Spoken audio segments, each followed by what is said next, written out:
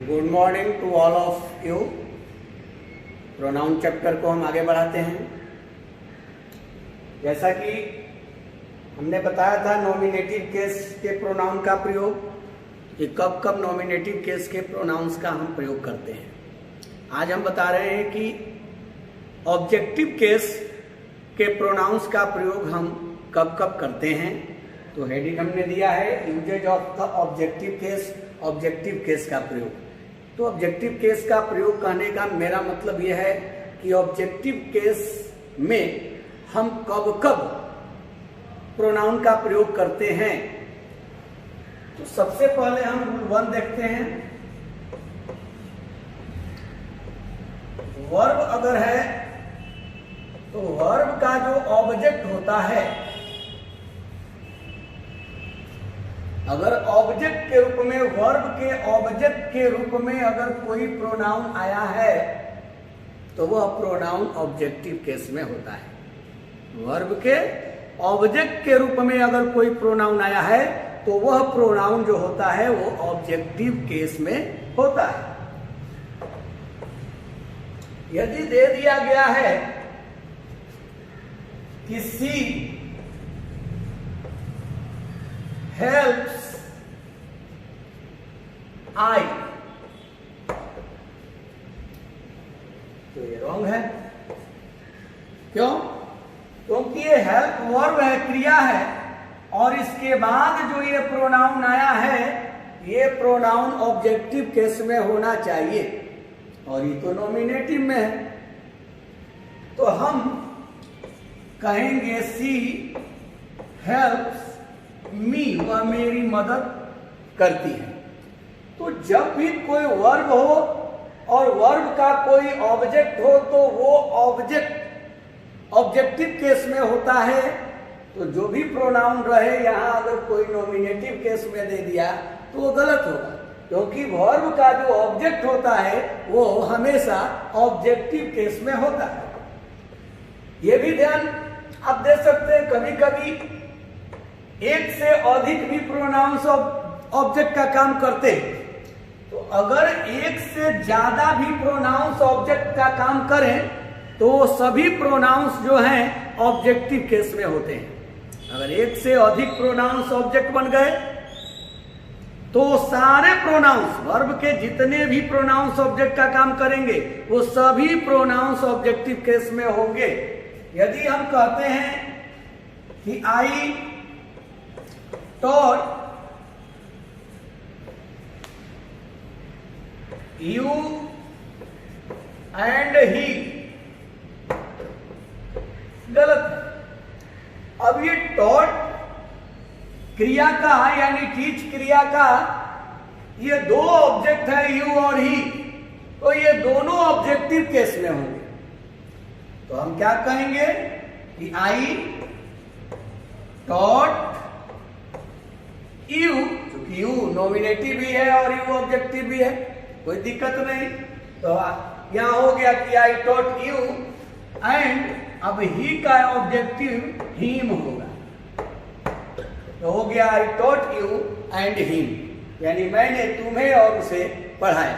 तो यहां हम देख रहे हैं कोई भी वर्ब है और वर्ब का एक से अधिक भी अगर प्रोनाउंस ऑब्जेक्ट का काम करें तो सभी प्रोनाउंस जो होते हैं वो ऑब्जेक्टिव केस में होते हैं, यानी वर्ब के ऑब्जेक्ट के रूप में आए हुए प्रोनाउंस ऑब्जेक्टिव केस में होते हैं।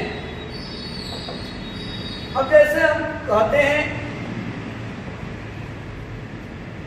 कि ही अलाउड मी या ही अलाउड, अब यहां कोई नाउन भी मान लीजिए दे दिया जाए, he allowed Mohan and I to stay he. अब यहां पर हमने नाउन का भी प्रयोग किया, तो अगर प्रोनाउन के साथ साथ कोई नाउन भी हो, तो नाउन तो चूंकि नॉमिनेटिव हो और ऑब्जेक्टिव दोनों में सेम लिखा जाता है तो उस पर तो कोई फर्क नहीं पड़ा, लेकिन प्रोनाउन पर तो पड़ा, क्योंकि इस वर्ब का ये लोग ऑब्जेक्ट हैं। तो अगर ये प्रोनाउन कोई नाउन के साथ भी आए तो वो प्रोनाउन ऑब्जेक्टिव केस में होगा, क्योंकि इस वर्ब का वो ऑब्जेक्ट है। तो यह सेंटेंस गलत है। और क्या सही होगा?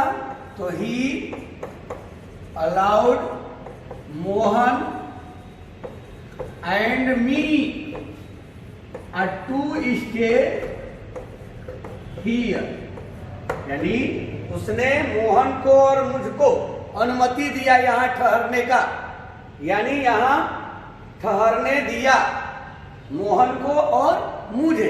तो ये दोनों जो हुआ ये नाउन, तो मोहन भी ऑब्जेक्टिव केस में ही है, और यहां आने वाला जो प्रोनाउन होगा वो ऑब्जेक्टिव। अब चूंकि इसका स्वरूप तो बदल नहीं पाता है, क्योंकि मोहन नॉमिनेटिव में भी होता है, ऑब्जेक्टिव में भी होता है, लेकिन यहाँ वर्ब के बाद यानी वर्ब के ऑब्जेक्ट के रूप में अगर नाउन भी आता है तो ऑब्जेक्टिव केस है, और आया हुआ अगर प्रोनाउन है तो वो भी ऑब्जेक्टिव केस में होता है। रूल 2 देखते हैं।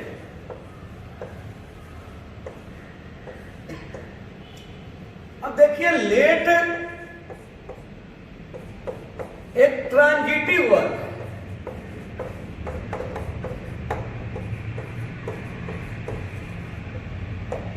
लेट जो है वो एक ट्रांजिटिव वर्ब है। अतः इसके बाद यानी लेट के बाद अगर प्रोनाउन आता है तो वह जो प्रोनाउन है वो ऑब्जेक्टिव केस में होगा। लेट एक ट्रांजिटिव वर्ब है, सकर्मक क्रिया है, अतः लेट के बाद आने वाला प्रोनाउन ऑब्जेक्टिव केस में होता है। यदि हम कहते हैं कि ही लेट आई गो देयर, तो ये गलत है। वह मुझे वहां जाने दिया, तो ये गलत है, क्योंकि लेट एक ट्रांजिटिव वर्ब है और इसके बाद आने वाला प्रोनाउन ऑब्जेक्टिव केस में होगा। तो क्या होगा? ही लेट और आई का ऑब्जेक्टिव रूप हुआ मी, तो ही लेट मी गो देयर, वह मुझे वहां जाने दिया। तो कभी यानी लेट दिखाई दे तो let is a transitive verb, let एक ट्रांजिटिव वर्ब है, और लेट के बाद आने वाला प्रोनाउन जो होता है वो ऑब्जेक्टिव केस। रूल 3 देखें। रूल 3 है कि प्रीपोजिशन के बाद आने वाला प्रोनाउन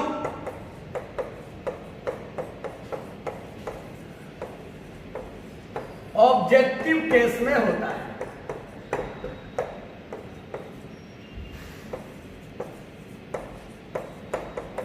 प्रीपोजिशन के बाद आने वाला प्रोनाउन ऑब्जेक्टिव केस में होता है। प्रीपोजिशन के बाद आने वाला प्रोनाउन ऑब्जेक्टिव केस में होता है। अब हम कहते हैं कि I shall divide this money, I shall divide this money between you and he, मैं तुम्हारे और उसके बीच इस पैसे को बांटूंगा। तो मैं तुम्हारे और उसके बीच, ये बिटवीन प्रीपोजिशन है, और प्रीपोजिशन के बाद आने वाले जो प्रोनाउंस हैं वो ऑब्जेक्टिव केस में होते हैं। तो यह सेंटेंस गलत है। क्या सही होगा? कि I shall divide this money between you and him. You तो चूंकि नॉमिनेटिव में भी है और ऑब्जेक्टिव भी होता है, लेकिन ही तो नॉमिनेटिव है और इसका ऑब्जेक्टिव हिम होगा। तो प्रीपोजिशन ध्यान रखें, कोई भी at, in, to after, before, कोई भी प्रीपोजिशन हो उसके बाद आने वाला जो प्रोनाउन है वो ऑब्जेक्टिव केस में होता है। अब हम देखते हैं कि लाइक और अनलाइक, ये लाइक और अनलाइक भी प्रीपोजिशन का काम करते हैं। लाइक और अनलाइक भी प्रीपोजिशन का काम करते हैं। लाइक यानी के तरह, के जैसा, अनलाइक के तरह नहीं, के जैसा नहीं। तो लाइक और अनलाइक जब प्रीपोजिशन का काम करते हैं तो अभी आपने पढ़ा कि प्रीपोजिशन के बाद आने वाला प्रोनाउन ऑब्जेक्टिव केस में होता है। जैसे अगर हम कहते हैं कि सी लुक्स अलाइक आई, तो ये गलत है, क्योंकि यहां लाइक प्रीपोजिशन का काम कर रहा है। के तरह, के जैसा, वह मेरे तरह या मेरे जैसा दिखती है, तो वह मेरे जैसा दिखती है, मेरे तरह दिखती है। तो यहां लाइक प्रीपोजिशन है, प्रीपोजिशन है, तो इसके बाद आने वाला जो ये आई है ये होना चाहिए ऑब्जेक्टिव केस में, तो होगा सी लुक्स लाइक मी, यानी वह मेरे तरह दिखती है, वह मेरे जैसा दिखती है। यही अगर हम कहते हैं कि ही इज अनलाइक दे, वह उन लोगों की तरह नहीं है, तो ये अनलाइक के तरह नहीं, ये प्रीपोजिशन है। प्रीपोजिशन है तो इसके बाद आने वाला ये ऑब्जेक्टिव केस होना चाहिए। तो क्या होगा? ही इज अनलाइक देम होगा, यानी ऑब्जेक्टिव केस होगा, तब जाकर के ये सही होगा। तो लाइक और अनलाइक भी जब प्रीपोजिशन का काम करते हो तो इनके बाद आने वाला जो प्रोनाउन होगा वो ऑब्जेक्टिव केस में होता है। अब हम देख रहे हैं कि बट भी प्रीपोजिशन का काम करता है। बट जो के सिवाय का अर्थ देता है, प्रीपोजिशन का जब काम करेगा तो ये के सिवाय का अर्थ देता है। तो बट जब प्रीपोजिशन का काम करता है तो इसके विषय में कई ग्रामेरियंस के बीच मतांतर है। कोई कहता है कि बट के बाद बट प्रीपोजिशन का काम करे तो ऑब्जेक्टिव केस रखिए, क्योंकि बट प्रीपोजिशन है तो ऑब्जेक्टिव केस के प्रोनाउन का प्रयोग होगा। तो कुछ ऐसे भी ग्रामेरियंस हैं जो कहते हैं कि नहीं, इसके बाद नॉमिनेटिव केस के प्रोनाउन का प्रयोग होगा। मतांतर है इसमें, यानी बट के बाद कुछ लोग कहते हैं नॉमिनेटिव केस और कुछ कहते हैं कि बट प्रीपोजिशन है तो यहां होना चाहिए ऑब्जेक्टिव केस, कुछ कहते हैं कि दोनों सही है। तो बीच वाला काफी जो है अध्ययन करने के बाद, कई ग्रामेरियंस की बातों को सुनने के बाद, कई किताबों को पढ़ने के बाद यह अंतिम निष्कर्ष पर पहुंचा जा सका है कि जब हम देखेंगे कि अगर वर्ब से पहले बट का प्रयोग हुआ है तो उस स्थिति में बट के बाद वाला प्रोनाउन नॉमिनेटिव होगा। लेकिन अगर वर्ब के बाद बट आया है प्रीपोजिशन के रूप में तो उस स्थिति में वह ऑब्जेक्टिव केस में होगा। जैसे अगर हम कहते हैं कि non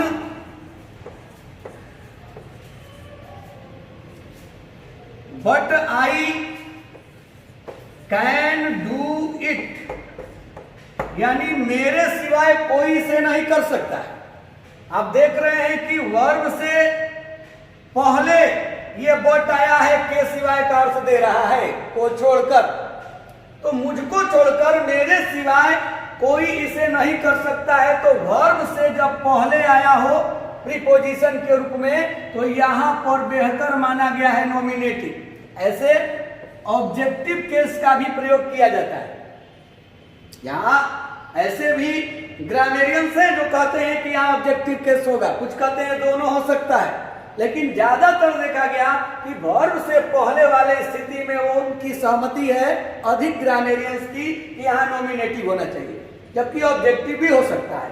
non but me can do it भी लिखा जा सकता है, non but I can do it. यानी ज्यादा हम लोग मान रहे हैं कि वर्ब से पहले अगर बट आए और प्रीपोजिशन का काम करे तो इसके बाद आने वाला नॉमिनेटिव केस को ज्यादा प्राथमिकता दी गई है। लेकिन यही अगर हम कहते हैं कि नॉन कैन डू इट, कोई इसे नहीं कर सकता है। अब बट मी, मेरे सिवाय, अब मेरे सिवाय कोई इसे नहीं कर सकता है, ये वर्ब है। और वर्ब के बाद जब बट आया प्रीपोजिशन के रूप में तो यहां पर मानना है कि ऑब्जेक्टिव केस बेहतर होगा। यहां बेहतर क्या होगा? Objective case. वर्ब से पहले अगर बट आया है तो यहां नॉमिनेटिव या ऑब्जेक्टिव, लेकिन उसमें भी प्राथमिकता है नॉमिनेटिव की। लेकिन वर्ब के बाद अगर बट आए और प्रीपोजिशन का काम करे तो वहां बेहतर होगा क्या? ऑब्जेक्टिव केस बेहतर होता है। अब हम देखते हैं अगला रूल। अब देखिए टू बी अगर इन्फिनिटिव का काम करता है,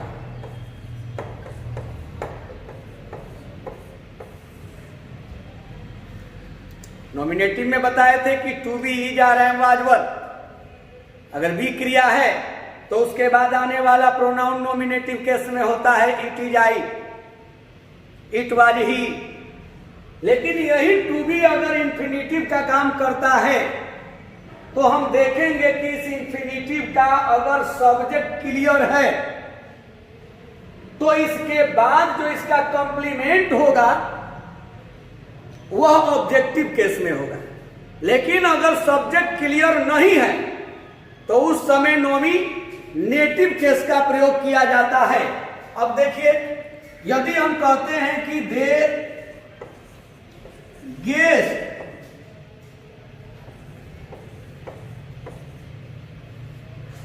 हम उन लोगों ने अनुमान किया मी टू बी हिम। अब ध्यान दीजिए, अब ये टू बी जो है वो इंफिनिटिव है। अब टू बी का ये सब्जेक्ट यानी मुझको उसकी तरह, तो ये मी इस टू बी के लिए सब्जेक्ट है तो ये भी ऑब्जेक्टिव केस होगा क्योंकि टू बी का सब्जेक्ट है, लेकिन इस गेस वर्ब के लिए तो ऑब्जेक्ट है। तो वर्ब के का जो ऑब्जेक्ट होता है वो ऑब्जेक्टिव केस होता है, लेकिन इस टू बी के लिए वो सब्जेक्ट है। तो टू बी का यहां सब्जेक्ट जब क्लियर है तो समझिए कि टू बी के बाद जो ये कॉम्प्लीमेंट आएगा वह कॉम्प्लीमेंट भी ऑब्जेक्टिव होगा। आप ये कभी नहीं कहेंगे कि दे गेस्ट मी टू बी ही, नहीं कहेंगे। क्यों नहीं कहेंगे? क्योंकि टू बी का सब्जेक्ट क्लियर है। अब चूंकि टू बी का सब्जेक्ट है लेकिन इस वर्ब का ऑब्जेक्ट है जिसके चलते ही ऑब्जेक्टिव केस हो गया। और जब वर्ब इस टू बी वर्ब का, इस टू बी इंफिनिटिव का अगर ये सब्जेक्ट क्लियर है तो टू बी के बाद जो आया वो ऑब्जेक्टिव केस में होगा। हम ही नहीं कह सकते हैं, हिम कहेंगे। लेकिन यही अगर हम कहते हैं कि the winner was certain to be him, तो ये रॉन्ग। अब देखिए टू बी के बाद यहां ऑब्जेक्टिव आया है तो रॉन्ग है। क्यों? क्योंकि टू बी का यहां कोई क्लियर सब्जेक्ट नहीं है। अब टू बी का जब क्लियर, यहां टू बी का क्लियर था सब्जेक्ट, इसीलिए ऑब्जेक्टिव केस हुआ। लेकिन यहां टू बी का सब्जेक्ट जब क्लियर नहीं है तो यहां पर नॉमिनेटिव केस होगा। तो हमारा यह सही होगा कि the winner was certain to be he. अब यहां नॉमिनेटिव होगा। देखिए ध्यान दीजिएगा, जब आप देखें कि टू बी का अगर उसके पहले सब्जेक्ट क्लियर है तो टू बी के बाद जो है वो ऑब्जेक्टिव केस होगा, ही नहीं होगा, ही होगा। लेकिन जब यह देखें कि टू बी का सब्जेक्ट क्लियर नहीं है तो टू बी के बाद आने वाला यहाँ पर नॉमिनेटिव केस होगा, ऑब्जेक्टिव नहीं होगा। तो हमें देखना है टू बी, यानी टू बी जब हम देख लेंगे और देखेंगे कि उसका क्लियर सब्जेक्ट है तो उस स्थिति में ऑब्जेक्टिव केस, लेकिन टू बी का अगर क्लियर सब्जेक्ट नहीं है तो नॉमिनेटिव केस होगा। अब हम देखते हैं एज और देन के बारे में, आपको बताते हैं एज या देन। एज और देन के बाद नॉमिनेटिव केस भी और ऑब्जेक्टिव केस भी, लेकिन यह ध्यान देना होता है कि जब देखेंगे कि दो सब्जेक्ट के बीच में अगर तुलना है, अगर दो सब्जेक्ट के बीच तुलना है तो एज और देन के बाद हमारा नॉमिनेटिव केस होगा।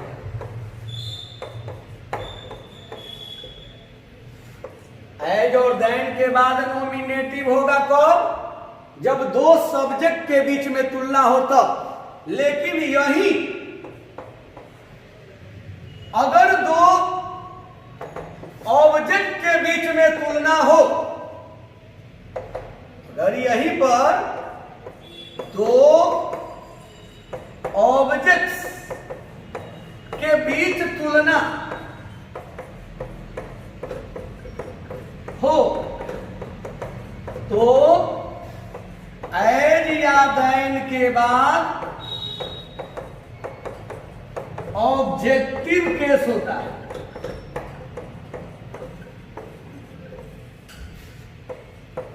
अब यह ध्यान देना है, एज और देन के बाद नॉमिनेटिव भी होता है और एज और देन के बाद ऑब्जेक्टिव भी होता है, लेकिन ये ध्यान इस बात पर दे देना है कि जब दो सब्जेक्ट के बीच में लगे कि तुलना की जा रही है तो उस स्थिति में एज और देन के बाद नॉमिनेटिव केस का प्रोनाउन होगा, लेकिन दो ऑब्जेक्ट के बीच में तुलना की जा रही है तो एज और देन के बाद ऑब्जेक्टिव केस के प्रोनाउन का प्रयोग किया जाएगा। अब आप एग्जाम्पल देखें। अगर हम कहते हैं कि वह मुझसे लंबा है, ध्यान दीजिएगा, वह मुझसे लंबा है, तो वह यानी ही इज कंपेरेटिव डिग्री, तुलना करने में ही इज टॉलर, और देन मी जनरली लोग इनफॉर्मल इंग्लिश में बोल देते हैं, लेकिन ये गलत है। इज टॉलर देन मी कहना गलत है। क्यों गलत है? क्योंकि वह लंबा है, मैं लंबा है, और मुझसे वह लंबा है, ज्यादा लंबा है, तो ही इज टॉलर। देन के बाद हम देख रहे हैं कि वह और मुझ में तुलना की जा रही है, यानी दो सब्जेक्ट के बीच तुलना की जा रही है। तो जब दो सब्जेक्ट के बीच तुलना की जाती हो तो इस एज रहे या देन रहे, उसके बाद नॉमिनेटिव केस होगा। तो आपका यह सही होगा कि he is taller than I, क्योंकि यहां पर एम वर्ब छिपा हुआ है, तभी तो यह क्लॉज बनेगा, देन आई एम। तो यहां he is taller than I am. भले बोलचाल में लोग इनफॉर्मल में बोल देते हैं, झट से बोल देते हैं इज टॉलर देन मी, लेकिन ग्रामर कहता है गलत है, क्योंकि यहां दो सब्जेक्ट के बीच तुलना हो रही है, और दो सब्जेक्ट के बीच जब तुलना होती हो तो उस समय नॉमिनेटिव केस होता है। लेकिन यही अगर हम देखते हैं कि अगर हम कहते हैं कि ही loves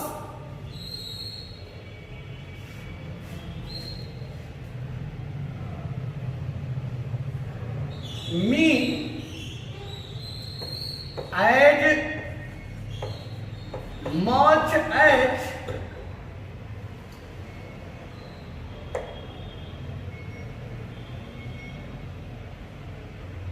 she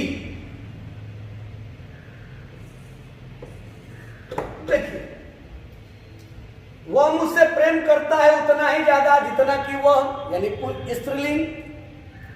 अब देखिए यहां पर दो सब्जेक्ट के बीच में तुलना है, तो ये एज के बाद यहां सही है सी। लेकिन यही अगर हम कहते हैं कि he loves me as much as her, तो ये भी सही है। क्यों सही है? इसलिए सही है क्योंकि यहां दो ऑब्जेक्ट के बीच में तुलना की जा रही है। यहां किसके बीच में? तो दो ऑब्जेक्ट के बीच में तुलना हो रही है। अब यह अर्थ आ गया कि वह मुझसे प्रेम करता है और उतना ही ज्यादा उससे, यानी मुझसे भी प्रेम करता है और उससे भी प्रेम करता है, एज मच एज उतना ही ज्यादा। यानी इस ही के लिए ये भी ऑब्जेक्ट है और ये भी ऑब्जेक्ट है, तो दो ऑब्जेक्ट के बीच में तुलना हुई। लेकिन यहां अर्थ आ रहा है कि वह मुझसे प्रेम करता है और वह भी मुझसे प्रेम करती है, यानी प्रेम करने वाले दो हो गए। ये भी सब्जेक्ट हो गया और ये भी सब्जेक्ट हो गया, ऑब्जेक्ट यहाँ एक हो गया, यहाँ और यहाँ सब्जेक्ट एक ही था। जब सब्जेक्ट एक रहे इसका मतलब ऑब्जेक्ट दो हुआ। ऑब्जेक्ट के बीच में तुलना होगी तो एज के बाद आने वाला ऑब्जेक्टिव केस। लेकिन जब हम देखेंगे कि दो सब्जेक्ट के बीच में तुलना होगी तो एज के बाद आने वाला नॉमिनेटिव केस में प्रयोग। और भी आप एग्जांपल देख सकते हैं।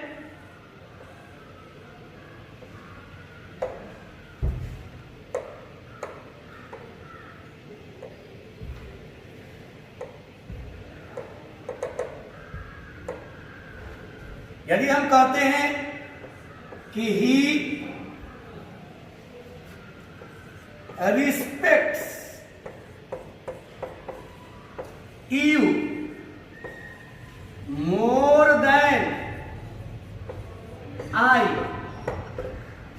और यहां कहते हैं कि he respects you more than me, ये दोनों सही है। कैसे सही है? तो जब देखते हैं कि अगर ये दो सब्जेक्ट के बीच में तुलना कर रहे हैं, यानी वह तुम्हें सम्मान देता है या मैं तुम्हें सम्मान देता हूं, लेकिन मुझसे अधिक वह तुम्हें सम्मान देता है, यानी सम्मान देने वाला दो हो गया तो सब्जेक्ट दो हो गए, और सम्मान जिसको देते हैं लेने वाला एक हो गया, ऑब्जेक्ट एक हो गया।